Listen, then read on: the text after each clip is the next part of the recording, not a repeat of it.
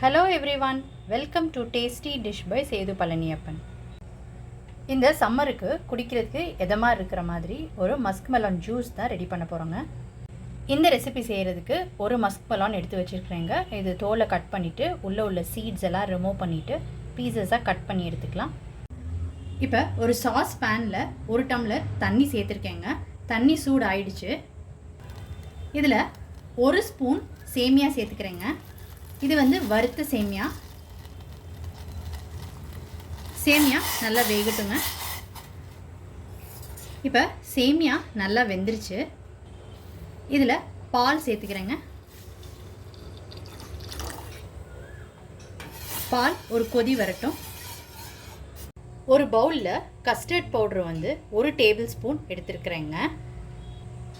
இதில் கொஞ்சமாக பால் விட்டு, நான் எடுத்துருக்கிறது ஸ்ட்ராபெரி ஃப்ளேவருங்க. இதில் 1/4 டம்ளர் பால் சேர்த்துருக்குறேங்க. இது கட்டி இல்லாமல் நல்லா கரைச்சி எடுத்துக்கிட்டாச்சு. பால் ஒரு கொதி வந்துருச்சுங்க. இப்போ அடுப்பை ஸ்விட்ச் ஆஃப் பண்ணி வச்சுருக்கிறேன்.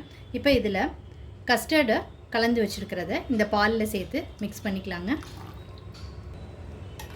நல்லா கலந்து விட்டுக்கலாம். இது சேர்த்ததுக்கப்புறம் ஒரு கொதி வந்தோன்னா ஆஃப் பண்ணிக்கலாங்க.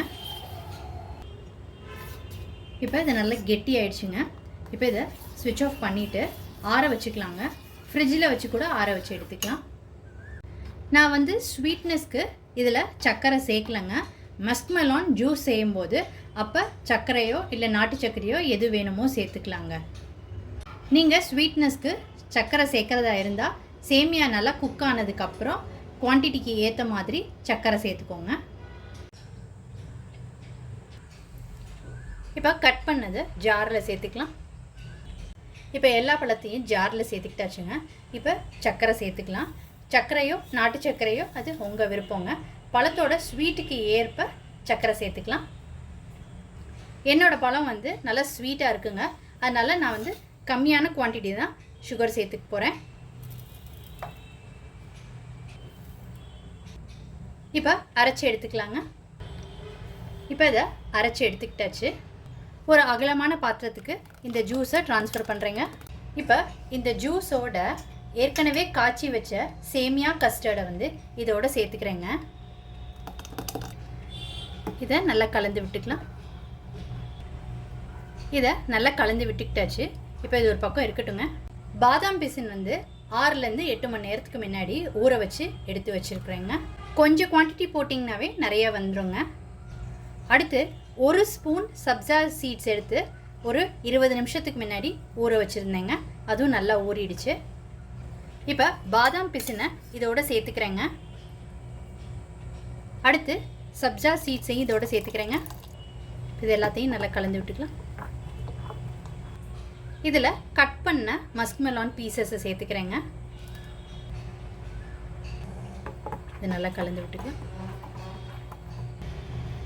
இப்போ எல்லாம் போட்டு நல்லா கலந்து விட்டுட்டாச்சுங்க. இதில் நீங்கள் விருப்பப்பட்டீங்கன்னா நட்ஸ் போட்டுக்கலாங்க. இந்த சம்மருக்கு ஒரு எதமான மஸ்க் மெலான் ஜூஸ் ரெடி பண்ணியாச்சுங்க. உடம்புக்கு நல்லா குளிர்ச்சி தரக்கூடிய பாதாம் பிசின், சப்ஜா சீட்ஸ் இதெல்லாம் போட்டு ஜூஸ் ரெடி பண்ணியிருக்கிறேங்க. நீங்களும் இந்த ரெசிபி கண்டிப்பாக ட்ரை பண்ணி பாருங்கள். ட்ரை பண்ணிவிட்டு உங்களோட கமெண்ட்ஸை சொல்லுங்கள். உங்களுக்கு இந்த ரெசிபி பிடிச்சிருந்துச்சுன்னா லைக் அண்ட் ஷேர் பண்ணுங்கள். உங்கள் ஃபேமிலி அண்ட் ஃப்ரெண்ட்ஸ்க்கு tasty dish by Sethu Palaniappan சேனலை சப்ஸ்கிரைப் பண்ணுங்கள். நோட்டிஃபிகேஷன் பெல்லை கிளிக் பண்ணுங்கள் for more videos. Thanks for வாட்சிங்.